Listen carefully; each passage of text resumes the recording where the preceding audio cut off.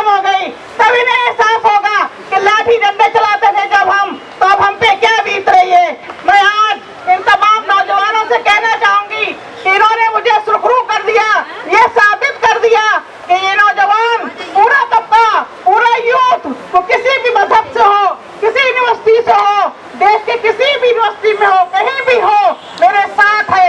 मैं इनके साथ से ये पूरी मिशन को जीत के दिखाऊंगी और इनको ये हार माननी पड़ेगी। एक माँ के सामने हारेंगे और एक माँ जीतेगी, जो यूथ जीतेगा, ये जीतेगा, ताकि आएगा किसी माँ को इस तरह सड़क पर उतरना पड़े। मैं नौजवानों से यही कहना चाहूंगी, जब भी कहीं भी कोई भी किसी भी किस्म की कोई माँ, बहन, बेटी, कोई भी इन्हें किसी हाल में खड़ी मिले, उसका साथ दें, उसकी मदद करें, ना कि उसका मजाक उड़ाएं। ये कोई मोदी के भतीजी के गुलाम नहीं है जो गुलामी करेंगे और उसके लिए उसका पक्ष ढूंढ के देंगे। ये जानों की हिफाजत करेंगे, ये आबरू की हिफाजत करेंगे, ये उन लोगों की हिफाजत करेंगे जिनका कोई नहीं है, उनका साथ देंगे।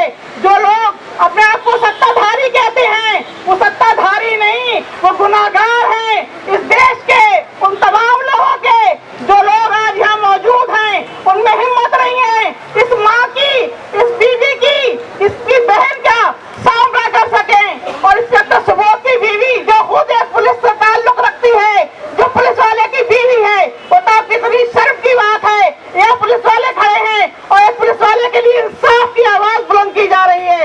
इन सबको चाहिए जो अपने हथियार फेंक दें और हमारे साथ खड़े हो जाए आगे, और न कर हमसे दूर मरे अगर ये ऐसा नहीं करते।